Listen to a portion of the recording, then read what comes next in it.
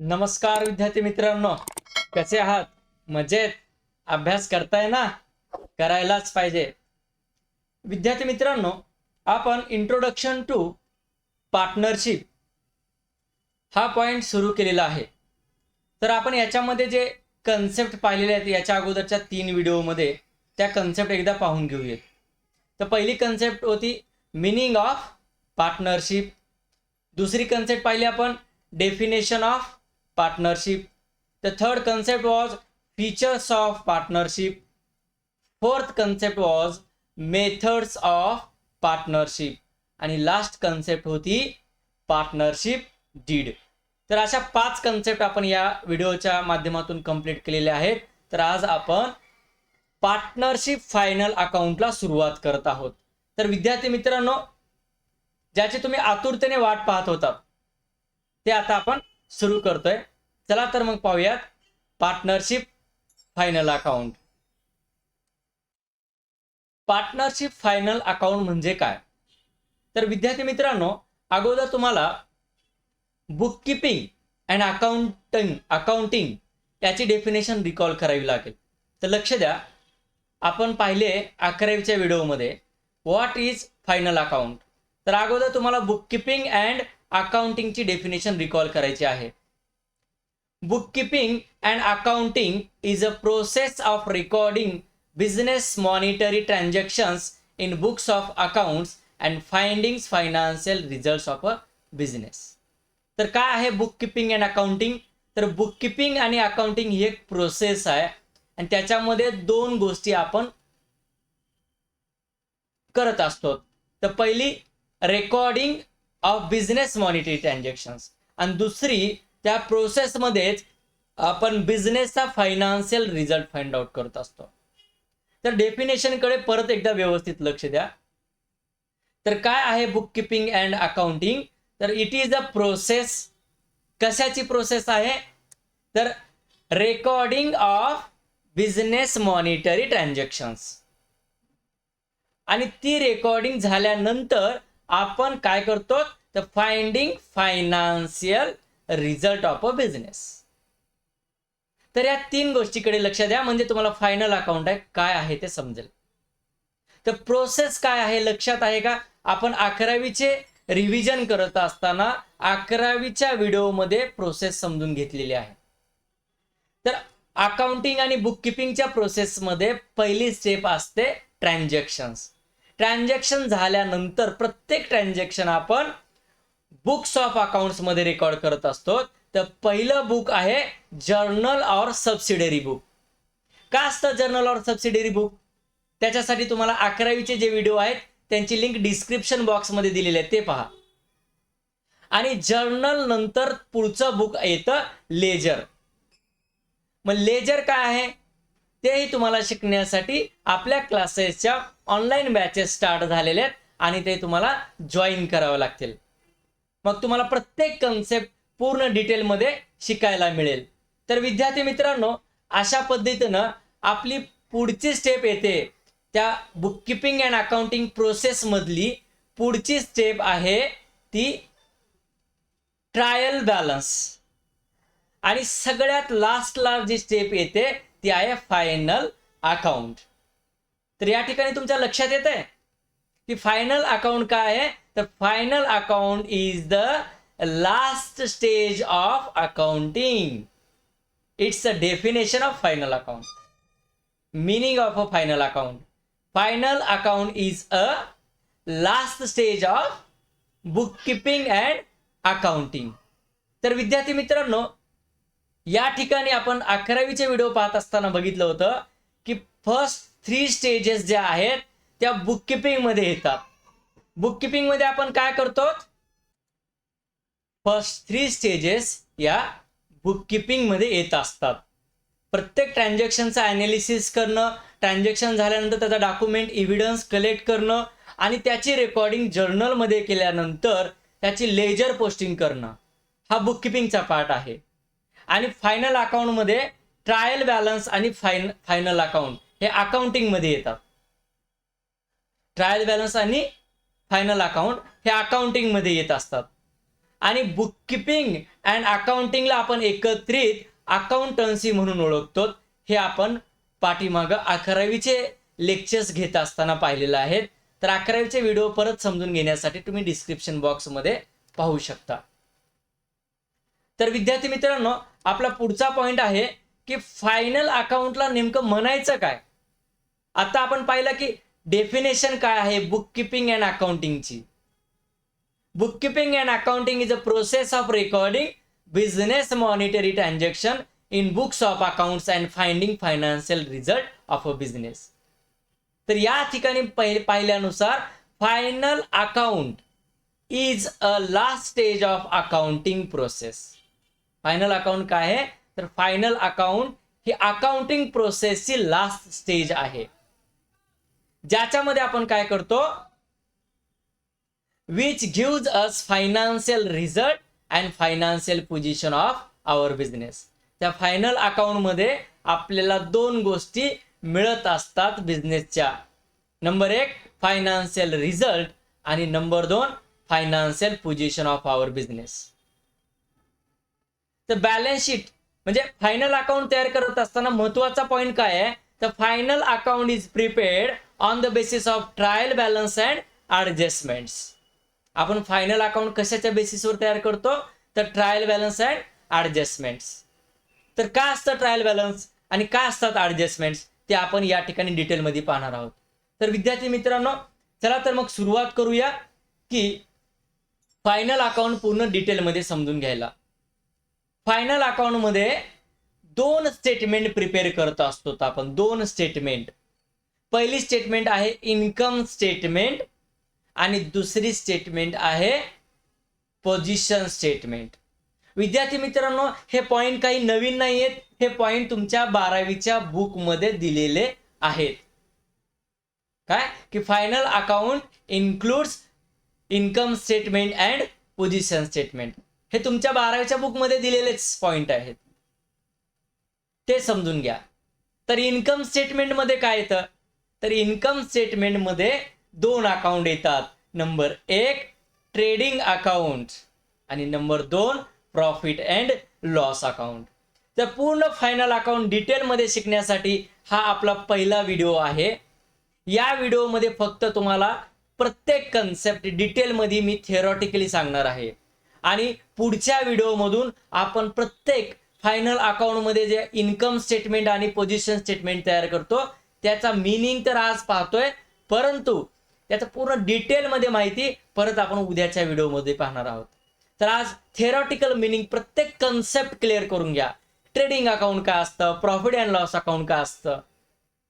तर ह्या 2 income statement आहे ज्याच्यामध्ये आपण एक्सपेंडिचर आणि इन्कम रेकॉर्ड करत असतो. काय रेकॉर्ड करतो तर बिझनेसमध्ये झालेले एक्सपेन्सेस आणि इन्कम या ट्रेडिंग अकाउंट आणि प्रॉफिट अँड लॉस अकाउंट मध्ये रेकॉर्ड केले जातात, म्हणून याला इन्कम स्टेटमेंट म्हणतात. मग याच्यामध्ये आपल्याला काय मिळतं तर बिझनेसमध्ये झालेला फायनान्शियल रिझल्ट.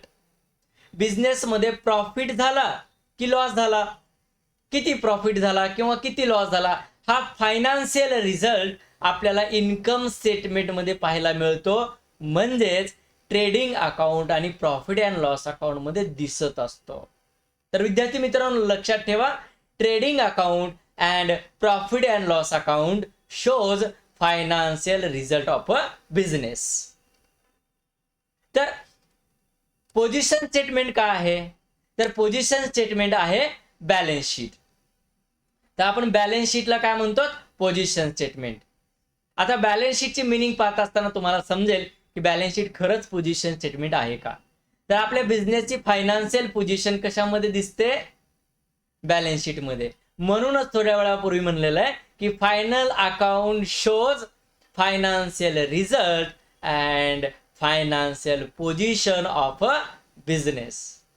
चला तर मग विद्यार्थी मित्रांनो सुरू करूया आपल्या प्रत्येक कन्सेप्टला डिटेलमध्ये पाहिला. Final account is prepared on the basis of trial balance and adjustments. तर काय असतं ट्रायल बॅलन्स आणि काय असतात ॲडजस्टमेंट्स या आपल्याला आता पाहून घ्यायचे. प्रत्येक कन्सेप्ट या चार्ट मधली डिटेलमध्ये पाहणार आहोत. ट्रेडिंग अकाउंट काय आहे, प्रॉफिट अँड लॉस अकाउंट का असतं आणि बॅलन्स शीट का असतं. चला तर मग सुरुवात करूया आपल्या पुढच्या पॉइंटला, ज्याचं नाव आहे ट्रायल बॅलन्स. तर ट्रायल बॅलन्स म्हणजे काय? What is a trial balance? तर ट्रायल बॅलन्स समजून घेण्यासाठी अगोदर तुम्ही या ठिकाणी जी प्रोसेस आहे त्या प्रोसेसला समजून घ्या.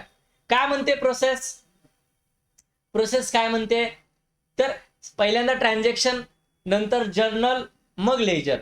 ज्या वेळेस आपण लेजर स्टेजमध्ये आहोत, त्या लेजर स्टेजमध्ये असताना आपल्याला लेजर बॅलन्सिंग करावी लागते. आणि ज्या वेळेस आपण लेजर बॅलन्सिंग करतो त्यावेळेस आपल्याला 2 टाईपचे बॅलन्सेस मिळतात. कोणते 2 टाईपचे? तर नंबर 1 डेबिट बॅलन्स आणि नंबर 2 क्रेडिट बॅलन्स. काय असतं डेबिट बॅलन्स? तर डेबिट बॅलन्स म्हणजे काय? Wien total of debit side is greater than total of credit side of an account is called debit balance. तर लेजर म्हणजेच अकाउंट. मग त्या प्रत्येक अकाउंटची ज्यावेळेस आपण एका पर्टिक्युलर डेटला बॅलन्सिंग करत असतो, मग बॅलन्सिंग करत असताना आपल्याला 2 प्रकारचे बॅलन्सेस मिळतात. एक तर डेबिट बॅलन्स किंवा क्रेडिट बॅलन्स. मग ज्यावेळेस एखाद्या अकाउंटच्या डेबिट साईडची टोटल, दोन्ही साईडची टोटल आपल्याला चेक करावी लागते. मग ज्या केसमध्ये डेबिट साईडची टोटल जास्त येते, डेबिट साईडची टोटल ही क्रेडिट साईड पेक्षा जास्त असते, त्यावेळेस डेबिट बॅलन्स असतं. काय आहे debit balance? Wien total of debit side is greater than total of credit side of an account is called debit balance. Similarly त्याच्या अपोजिट क्रेडिट बॅलन्स म्हणजे काय?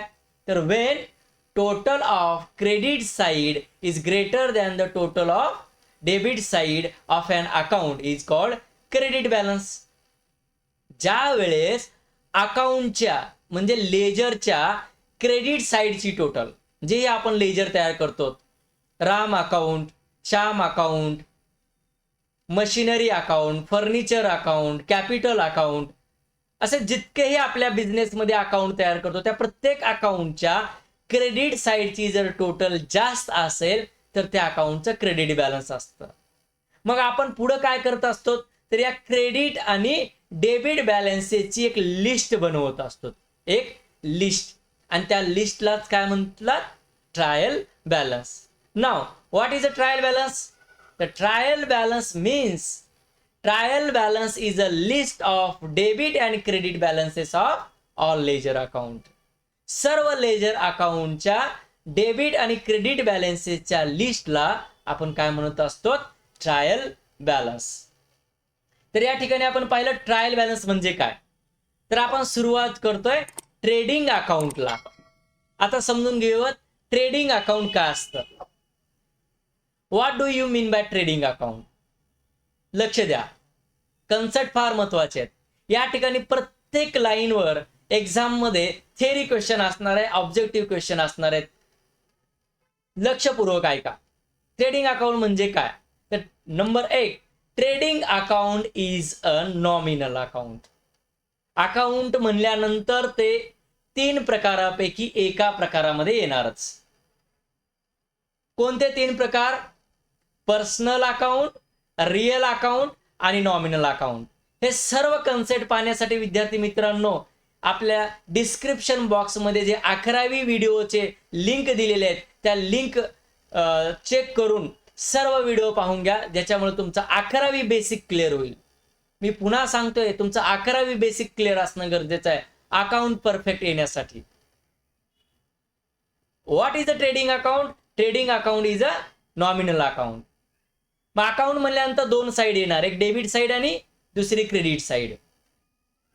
आणि नॉमिनल अकाउंट मध्ये आपण काय रेकॉर्ड करत असतो? नॉमिनल अकाउंटचा रूल काय आहे? Debit all expenses and losses, credit all income and gains. मग आपण ट्रेडिंग अकाउंटला एक्सपेन्सेस अँड लॉसेस रेकॉर्ड करणार आहोत, बिझनेस मध्ये होणारे, सोबत सोबत इन्कम अँड गेन्स रेकॉर्ड करणार आहोत. मग एक्सपेन्सेस अँड लॉसेस कुठे रेकॉर्ड होतील? ट्रेडिंग अकाउंटच्या डेबिट साईडला, आणि इन्कम अँड गेन्स ट्रेडिंग अकाउंटच्या क्रेडिट साईडला रेकॉर्ड करणार, कारण ते नॉमिनल अकाउंट आहे. आणि नॉमिनल अकाउंटचा रूल काय सांगतो? Debit all expenses and losses, credit all income and gains. मग एक्सपेन्सेस अँड लॉसेस डेबिटला रेकॉर्ड करायचे आणि इन्कम अँड गेन्स क्रेडिटला रेकॉर्ड करायचे. मग कोणते बिझनेस मधले एक्सपेन्सेस अँड लॉसेस आपण ट्रेडिंग अकाउंटला रेकॉर्ड करतो, लक्ष द्या. तर पुढचा पॉइंट आहे, trading account is prepared to find out gross profit और ग्रॉस लॉस. लक्ष द्या, जर बिझनेसमध्ये खर्च जास्त झाला, एक्सपेन्सेस जास्त झाले, तर बिझनेसमध्ये लॉस होईल. आणि जर इन्कम जास्त झालं तर आपल्या बिझनेसचं इन्कम वाढले तर प्रॉफिट होईल. मग ट्रेडिंग अकाउंट मध्ये आपण ग्रॉस प्रॉफिट आणि ग्रॉस लॉस फाइंड आउट करतो. आलं लक्षात. तर पुढचा पॉइंट आपला प्रिपेड बाय ट्रेडिंग ऑर्गनायझेशन. लक्ष द्या, फायनल अकाउंट मध्ये जे ट्रेडिंग अकाउंट आहे हे प्रत्येक ऑर्गनायझेशन तयार करत नाही. फक्त जी ट्रेडिंग ऑर्गनायझेशन आहे, म्हणजेच जी ऑर्गनायझेशन परचेस अँड सेल्सचा बिझनेस करते, काहीतरी बाय करते किंवा सेल करते, किंवा एखादी ऑर्गनायझेशन ज्यावेळेस स्वतः मॅन्युफॅक्चरिंग करून पुढे ती सेल करते गुड्स, तर त्या केसमध्ये सुद्धा त्यांना ट्रेडिंग अकाउंट प्रिपेअर करावं लागतं. आलं लक्षात. तर ट्रेडिंग अकाउंट कोण प्रिपेअर करतं? Trading account is prepared by trading organisation, ज्या परचेस आणि सेलचं काम करतात. आता उदाहरणार्थ एखादा डॉक्टर आहे, डॉक्टर काय खरेदी विक्री करत असतो का? तो सर्व्हिस प्रोव्हाइड करतो. मग ती सर्व्हिस ऑर्गनायझेशन आहे, तिथे ट्रेडिंग अकाउंट असेल का? तिथे ट्रेडिंग अकाउंट नसणार आहे. आलं लक्षात. आणि आपला नेक्स्ट पॉइंट आहे, trading account all direct expenses are recorded at debit side. Trading अकाउंटच्या डेबिट साइडला आपण काय रेकॉर्ड करतो? तर आता म्हणल्यानुसार ट्रेडिंग अकाउंट नॉमिनल अकाउंट आहे. मग नॉमिनल अकाउंटच्या रूलनुसार डेबिटला काय रेकॉर्ड होणार? एक्सपेन्सेस. मग कोणते एक्सपेन्सेस ट्रेडिंग अकाउंटच्या डेबिट साइडला रेकॉर्ड केले जातात? तर बिझनेसमध्ये जे डायरेक्ट एक्सपेन्सेस असतात ते डायरेक्ट एक्सपेन्सेस ट्रेडिंग अकाउंटच्या डेबिट साइडला रेकॉर्ड केले जातात. What is direct expenses? The direct expenses means expenses which are related with purchase, production, manufacturing or factory related expenses. आलं लक्षात. डायरेक्ट एक्सपेन्सेस कशाला म्हणतो? जे परचेसच्या रिलेटेड असतात किंवा जे प्रोडक्शन किंवा मॅन्युफॅक्चरिंगच्या रिलेटेड असतात किंवा जे आपण फॅक्टरी प्रिमायसेसला जे खर्च करतो त्यांना डायरेक्ट एक्सपेन्सेस म्हणायचं. तर एक्सपेन्सेस, डायरेक्ट एक्सपेन्सेस हे ट्रेडिंग अकाउंटच्या डेबिट साइडला रेकॉर्ड केले जातात. तर all direct incomes are recorded at credit side of trading account. आणि डायरेक्ट इन्कम हे कुठं रेकॉर्ड केले जातील? ट्रेडिंग अकाउंटच्या क्रेडिट साइडला. डायरेक्ट इन्कम म्हणजे काय? Income which derived from main activity of our business. आता ट्रेडिंग ऑर्गनायझेशन आहे म्हणल्यानंतर त्यांची मेन ऍक्टिव्हिटी काय असणार आहे? सेलिंग ऑफ गुड्स, वस्तू विकणे ही त्यांची मेन ऍक्टिव्हिटी आहे. मग त्या मेन ऍक्टिव्हिटी पासून जे इन्कम मिळतं त्याला आपण काय म्हणतो? Direct income. आणि डायरेक्ट इन्कम कुठं रेकॉर्ड केलं जातं? तर ट्रेडिंग अकाउंटच्या क्रेडिट साइडला. तर आलं लक्षात, ट्रेडिंग अकाउंट हे नॉमिनल अकाउंट का आहे? कारण आपण त्या अकाउंटमध्ये काय रेकॉर्ड करत असतो? Expenses and income. एक्सपेन्सेस, कुठले एक्सपेन्सेस? डायरेक्ट एक्सपेन्सेस हे डेबिट साइडला रेकॉर्ड केले जातात आणि डायरेक्ट इन्कम क्रेडिट साइडला रेकॉर्ड केले जातात. तर पुढचा पॉइंट आहे विद्यार्थी मित्रांनो, debit balance of trading account is gross loss. Exam मध्ये याच्यावर प्रश्न असतो. मी आत्ताच तुम्हाला सांगितलं डेबिट बॅलन्स म्हणजे काय? When total of debit side is greater than the total of credit side. Debit साइडची जर टोटल जास्त आली तर बिझनेस मध्ये काय होतो? लॉस होतो. कारण डेबिट साइडला आपण काय रेकॉर्ड केलेलं आहे? एक्सपेन्सेस. मग डेबिट साइडची जर टोटल जास्त आली तर डेबिट बॅलन्स येणार आहे. मग डेबिट बॅलन्स म्हणजेच काय? बिझनेस मध्ये खर्च जास्त झालाय, एक्सपेन्सेस जास्त झाले. मग एक्सपेन्सेस जास्त झाल्यानंतर बिझनेस मध्ये लॉस होईल. मग ट्रेडिंग अकाउंटचं डेबिट बॅलन्सला काय म्हणतो आपण? तर debit balance of trading account is a gross loss. कारण या ठिकाणी ब्रॅकेटमध्ये पहा, expenses are greater than income. म्हणजे ज्यावेळेस एक्सपेन्सेस जास्त होतील त्यावेळेस लॉस होणार आहे. मग ट्रेडिंग अकाउंटमध्ये आपण ग्रॉस लॉस फाइंड आउट करतो. आणि what is credit balance? Credit balance of trading account is gross profit. आता क्रेडिट बॅलन्स म्हणजे ट्रेडिंग अकाउंटच्या क्रेडिट साईडची टोटल जास्त आली. क्रेडिट बॅलन्स म्हणजे काय? ट्रेडिंग अकाउंटच्या क्रेडिट साईडची टोटल जास्त आली. मग क्रेडिट साईडला काय रेकॉर्ड केलंय आपण ट्रेडिंग अकाउंटच्या? Direct income. मग इन्कम जास्त झालं, मग इन्कम जर बिझनेसमध्ये जास्त झालं तर बिझनेसला प्रॉफिट होतो. एक्सपेंडिचर पेक्षा इन्कम जास्त आहे, income is greater than expenditure, मग प्रॉफिट होणार आहे. मग ट्रेडिंग अकाउंटमध्ये कुठला प्रॉफिट असतो? Gross profit. हे दोन्ही पॉईंट लक्षात असू द्यात विद्यार्थी मित्रांनो. पुढची कन्सेप्ट आहे आपली ग्रॉस प्रॉफिट और gross loss transfer to profit and loss account. Last point लक्षात ठेवा ट्रेडिंग अकाउंट मधला. आपल्या बिझनेसमध्ये जो प्रॉफिट होणार आहे ग्रॉस प्रॉफिट किंवा ग्रॉस लॉस, तो पुढे कुठं ट्रान्सफर होतो? प्रॉफिट अँड लॉस अकाउंटला ट्रान्सफर होतो. आता आपण पाहणार आहोत profit and loss account. Profit and loss account म्हणजे काय? आपण ज्या पद्धतीने ट्रेडिंग अकाउंट पाहिलं त्याच पद्धतीने आपण काय पाहणार आहोत आता? Profit and loss account. तर लक्ष द्या विद्यार्थी मित्रांनो, profit and loss account is also nominal account. Profit and loss account सुद्धा काय? Nominal account. मग नॉमिनल अकाउंटचा रूल पुन्हा आठवा. Debit all expenses and losses, credit all income and gains. मग प्रॉफिट अँड लॉस अकाउंट आहे, अकाउंट म्हणल्यानंतर debit side आली, credit side आली. मग डेबिट साईडला काय रेकॉर्ड करायचे? Expenses and losses. आणि क्रेडिट साईडला काय रेकॉर्ड करायचे? Income and gains. चला तर मग पाहूया प्रॉफिट अँड लॉस अकाउंट काय आहे. पुढचा point, profit and loss account is prepared to find out net profit और नेट लॉस. ज्या पद्धतीने आपण ट्रेडिंग अकाउंट ग्रॉस प्रॉफिट किंवा ग्रॉस लॉस फाइंड आउट करायला तयार करतो, प्रिपेअर करतो, त्याच पद्धतीनं प्रॉफिट अँड लॉस अकाउंट मध्ये आपण नेट प्रॉफिट किंवा नेट लॉस फाइंड आउट करत असतो. आणि हे दोन्ही इन्कम स्टेटमेंट आहेत. आणि याच्यामध्ये काय फाइंड आउट करणार आपण? रिझल्ट. लक्षात आहे ना, रिझल्ट म्हणजे काय? रिझल्ट कळतो ना, पास किंवा ना पास. मग इथं कुठला रिझल्ट असणार आहे बिझनेसमध्ये? बिझनेसला प्रॉफिट झाला की लॉस झाला. आणि हा फायनान्शियल रिझल्ट फाइंड आउट करण्यासाठी आपण काय प्रिपेअर करत असतो? Income statement. आणि त्या इन्कम स्टेटमेंट मध्ये दोन अकाउंट येतात, एक ट्रेडिंग अकाउंट आणि दुसरं प्रॉफिट अँड लॉस अकाउंट. तर ट्रेडिंग अकाउंटला आपण ग्रॉस प्रॉफिट किंवा ग्रॉस लॉस फाइंड आउट करतो, तर आपण प्रॉफिट अँड लॉस अकाउंट मध्ये नेट प्रॉफिट किंवा नेट लॉस फाइंड आउट करतो. पुढचा पॉइंट पहा विद्यार्थी मित्रांनो, it is prepared by all organisations except not for profit organisation. तर प्रॉफिट अँड लॉस अकाउंट कोण प्रिपेअर करतं? ज्या पद्धतीने ट्रेडिंग अकाउंट हे फक्त ट्रेडिंग ऑर्गनायझेशन्स प्रिपेअर करतात, ज्या परचेस आणि सेल करतात. सर्व्हिस ऑर्गनायझेशन प्रिपेअर करत नाहीत.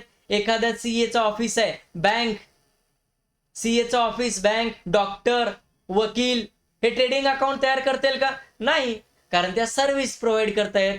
अमेझॉन, फ्लिपकार्ट, लक्षात, गुगल, ह्या ज्या बिझनेस ऑर्गनायझेशन ज्या सर्व्हिस प्रोव्हाइड करायचं काम करतात, ते ट्रेडिंग अकाउंट नाही प्रिपेअर करणार. कारण ट्रेडिंग अकाउंट हे फक्त ट्रेडिंग ऑर्गनायझेशन प्रिपेअर करतात, म्हणजे ज्या ऑर्गनायझेशन परचेस आणि सेलचं काम करतात. मग प्रॉफिट अँड लॉस अकाउंट हे सर्व ऑर्गनायझेशन प्रिपेअर करत असतात, कुठली ऑर्गनायझेशन असू द्या, फक्त एनपीओ सोडून, नॉट फॉर प्रॉफिट ऑर्गनायझेशन सोडून. एनपीओ सोडून बाकी सर्व organisation profit and loss account तयार करत असतात. आपला पुढचा पॉइंट आहे, all indirect expenses are recorded at debit side. तर प्रॉफिट अँड लॉस अकाउंटच्या डेबिट साइडला एक्सपेन्सेस लिहिणार, पण कोणते expenses? Indirect expenses.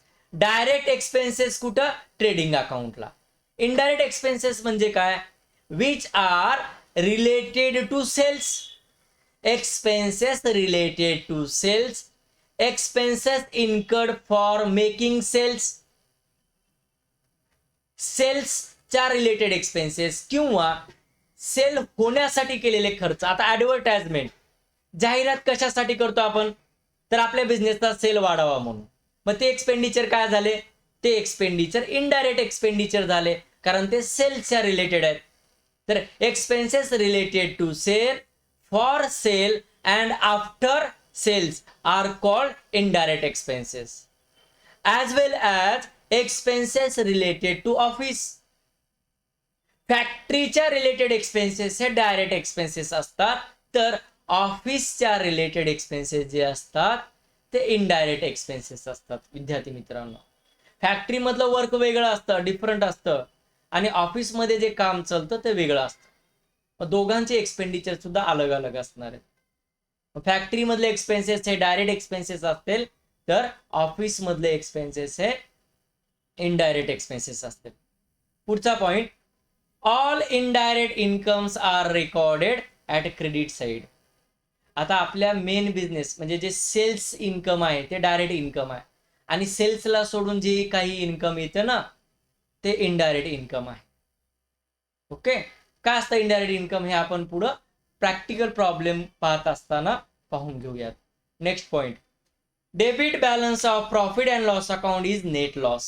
Debit balance म्हणजे काय, तर प्रॉफिट अँड लॉस अकाउंटच्या डेबिट साईडची टोटल जास्त आली. मग डेबिट साईडला काय लिहिले आपण, प्रॉफिट अँड लॉस अकाउंटच्या एक्सपेन्सेस, इनडायरेक्ट एक्सपेन्सेस. मग ज्यावेळेस एक्सपेन्सेस जास्त असतील बिझनेसमधले इन्कमपेक्षा, एक्सपेन्सेस जास्त आहेत, तर बिझनेसमध्ये लॉस होणार आहे. मग प्रॉफिट अँड लॉस अकाउंटला आपण कुठला लॉस फाइंड आउट करतो, नेट लॉस. तर लक्षात ठेवा, एक्झामसाठी हा महत्वाचा क्वेश्चन आहे. Debit balance of profit and loss account is net loss. Next point, credit balance of profit and loss account is net profit. तर क्रेडिट बॅलन्स म्हणजे काय, ज्यावेळेस बिझनेसमध्ये इन्कम जास्त असेल, income is greater than expenses, it is called profit.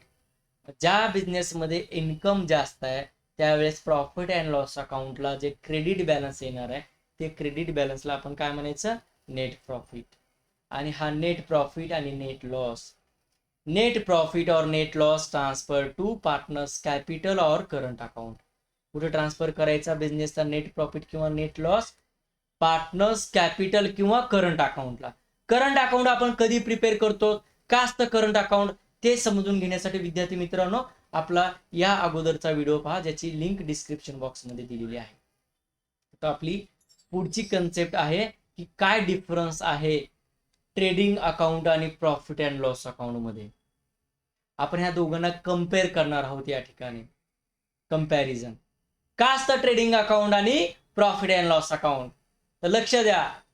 Trading account is a nominal account prepared by trading organisation.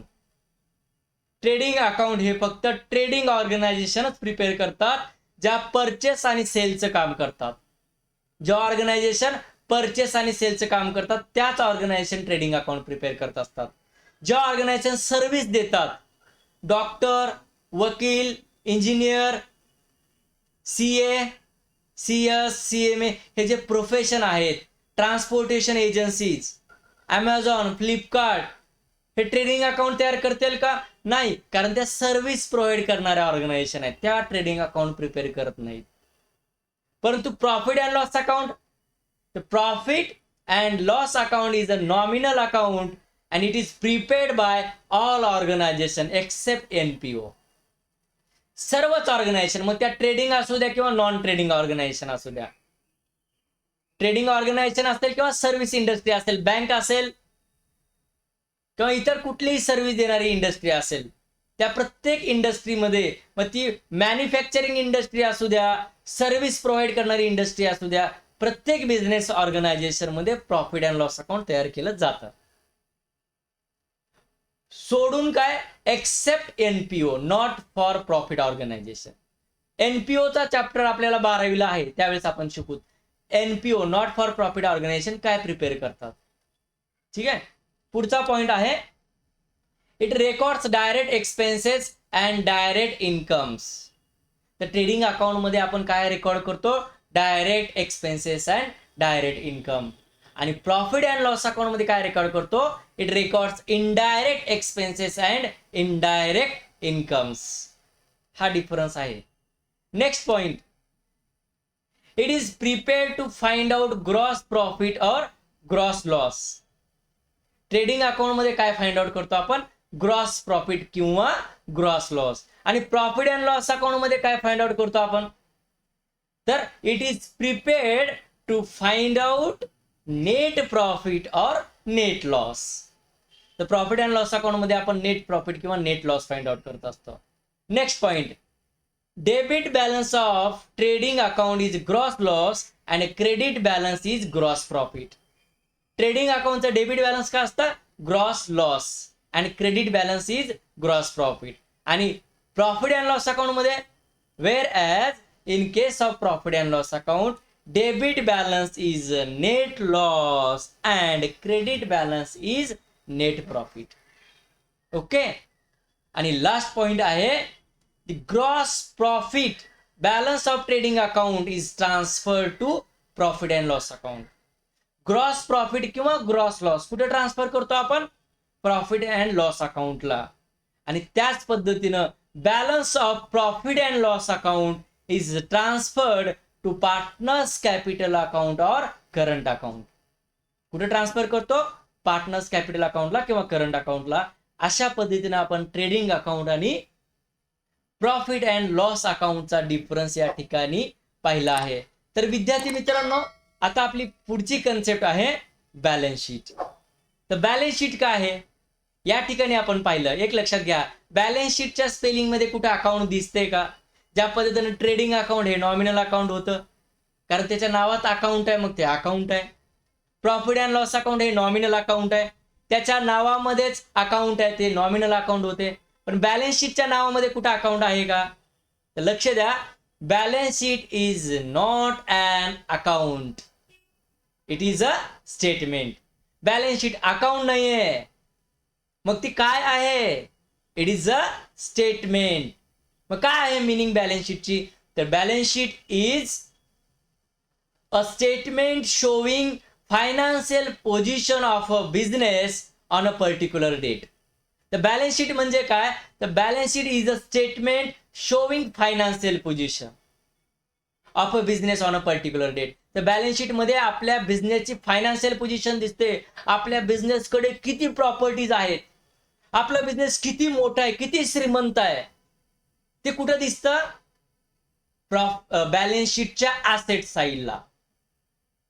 कारण financial position, तुम्ही financial किती स्ट्रॉंग आहात, तुमच्याकडे किती पैसा आहे, कुठं आहे तो पैसा, तुम्ही तो पैसा कुठं गुंतवलाय, तुमची इन्व्हेस्टमेंट काय आहे, कशामध्ये पैसा गुंतवलाय, ती फायनान्शियल पोझिशन. आणि सोबत सोबत तुमच्या बिझनेसचं देणं किती आहे, स्वतः आणलेलं कॅपिटल किती आहे आणि बिझनेसची अदर लायबिलिटी किती आहे, हे सुद्धा बॅलन्स शीटला दिसतं. म्हणजे बॅलन्स शीट काय शो करते? तर बॅलन्स शीट आपल्या बिझनेसची फायनान्शियल पोझिशन शो करते. आपला पुढचा पॉइंट आहे, it has two sides, left hand side is liabilities and right hand side is assets.